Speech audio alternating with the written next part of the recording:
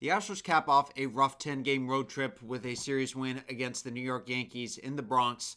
It was a rather good series to say the least, with Framber Valdez unfortunately laboring in his recent start, but we do have some other good news and good injury updates surrounding the Astros as more and more guys are coming off the injured list on a daily basis, it feels like. But for the most part, man, Houston, we have a problem.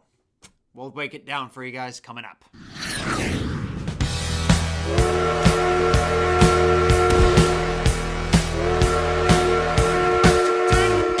Very good series win against the New York Yankees to cap off what was a rather tough road trip, which had started us getting swept in Boston behind the offense or lack thereof. But we ended up rebounding, winning 4 of the last 6 games, winning 2 out of 3 in Miami, which those of you guys who are wondering where that video was, once again, I posted it to YouTube, but then had a processing issue, so it couldn't go.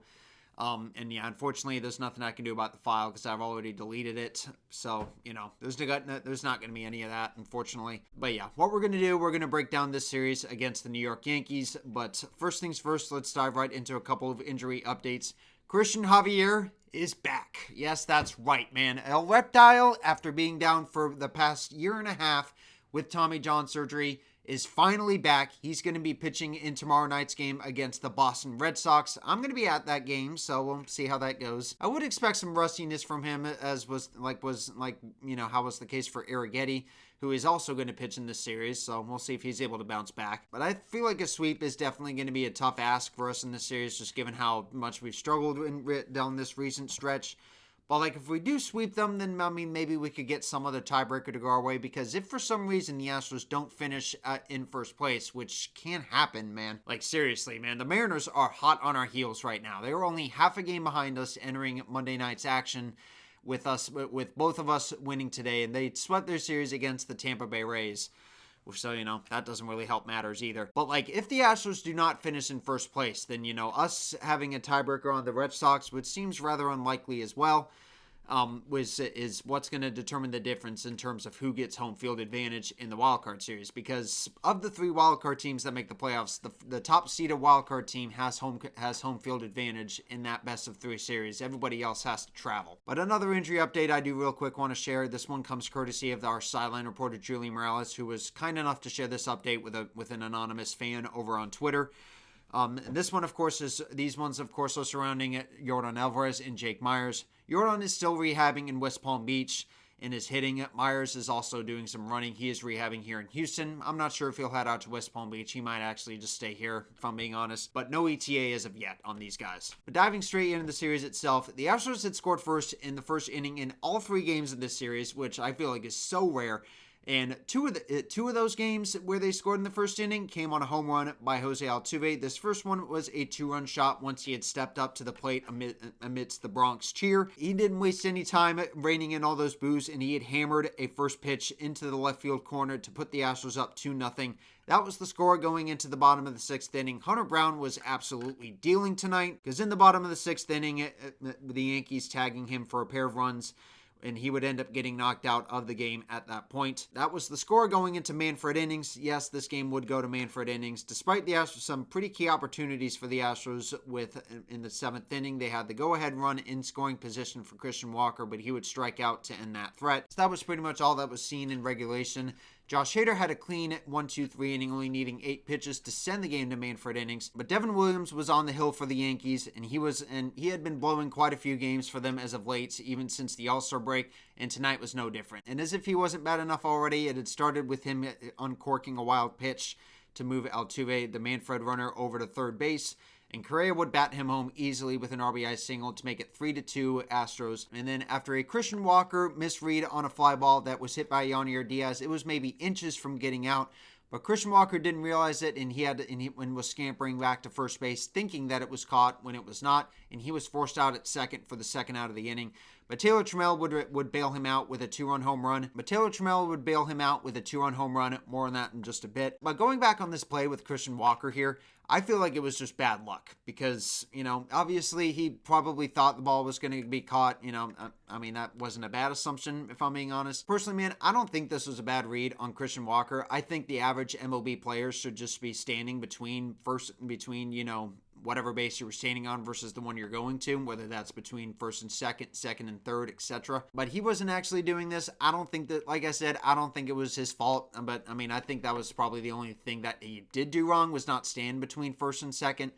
But for the most part, man, like I said, it was just bad luck. But Taylor Trammell would thankfully bail him out with a 2-run home run to put us up 5-2. A pair of runs that the Astros would desperately need, seeing the Yankees had scored their Manfred runner in the bottom of the 10th inning, and taxed Josh Hader and had him throw quite a few more pitches than he had did in the bottom of the 9th inning. He ended up throwing, I think, 30 or so in general, and ended up being unavailable for the rest of the series. But all in all, man, it was a rather gritty win for the Astros to start the series.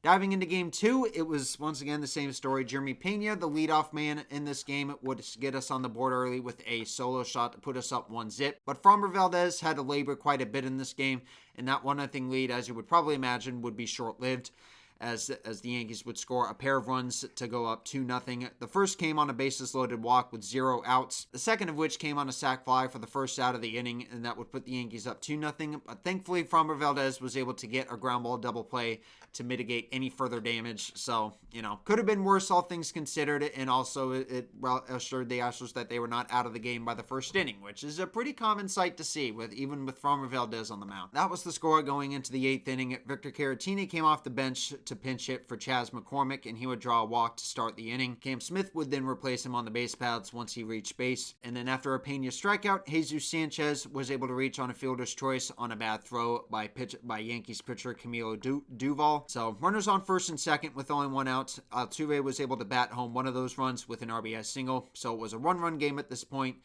And then after Correa walked to load the bases, Aaron Boone called in for a pitching change. And then the highlight of the game, at least at the highlight of this inning, at least at this point, was when Christian Walker would walk to tie the game. But unfortunately, that's all the Astros would get in the inning, as Yonder Diaz and Taylor Trammell would both strike out to end the inning. Absolutely pathetic, if you ask me. And that would end up proving costly, as Brian King, who has been struggling as of late, giving up 2 or 3 home runs in his past couple games. He gave up a pair in Miami the other day.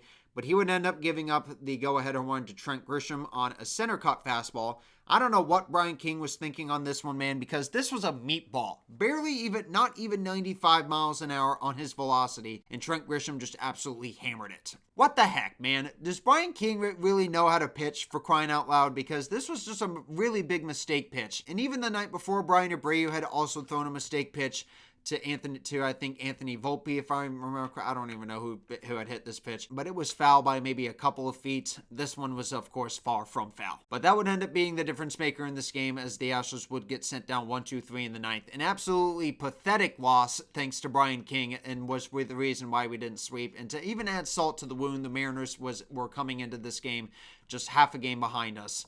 And the Astros needing a win so desperately, they were able to get it behind 5 1/3 no-hit innings from Jason Alexander. He ended up going 6 innings when it was all said and done, when the dust finally settled on the Yankees' bats, being pretty much dead in the water this entire game. But once again, like I had said earlier, when the Astros had scored first in the first inning in each game of this series on home runs, they did it again. When, once again, by who else? Jose Altuve, the man himself who owns the New York Yankees and has hit, I think, 20 career home runs against them. This home run was a monumental milestone for him, as it would be home run number 250 in his career. And he became the 25th player in MLB history to reach that milestone, and also the 250 stolen base milestone. Obviously, I mean, where else would he be hitting that home run in a place that it has been full of booze for him over the past couple of years? Correa also went yard in this game late to pad on a rather healthy Astros lead. Prior to that, in the 3rd inning, the Astros had gotten an RBI double by Christian Walker to let him snap out of his slump that he was in coming into this game. Ultimately, this was one of 3 hits that Christian Walker would get in this game. It's really cool to finally see Christian Walker get into this game, because, I mean, overall, I feel like some people out there just need to understand the fact that baseball isn't just about getting, 2 or 3 hits a game. You are going to have 0-4s here and there, just like what Christian Walker had coming into this game, certainly across this whole series, if I'm being honest. But, it's not just about getting, 2 or 3 hits a game and just being successful night in and night out. It's just about coming up to the plate and showing what you're made of. Christian Walker showed exactly that today. But in the top of the 5th, with the bases loaded and 2 outs, I mean, Cam Smith at the plate, he really should have been out at 2 pitches. He really should have been out on a pitch that had caught a decent amount of the strike zone, but was not called a strike. But Aaron Boone, the Yankees manager, was already tossed from the game prior to this in a similar incident. But you know, personally, I do kind of have to feel for some Yankee fans. But I mean, at the same time, man, like, suck it up.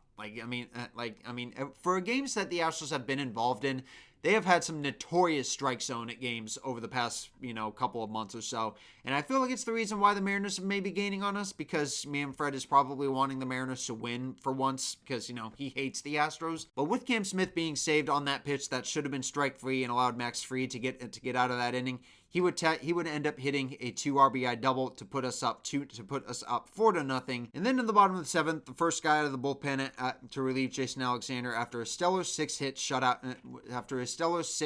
inning performance was Benet Sousa, but he would end up giving up a pair of hits plus a walk while only recording 1 out. Brian Abreu had to come in to bail him out, and Ryan McMahon would end up hitting a sac fly to get the Yankees on the board. Personally, not really a big deal, all things considered.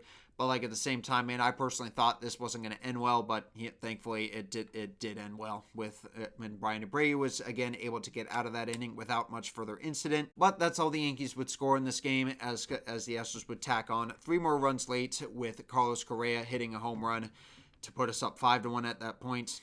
And then a bloop single by Ramon Urias to score Altuve on a rather botched throw by Cody Bellinger that probably would have nailed Altuve at the plate had it been on the money.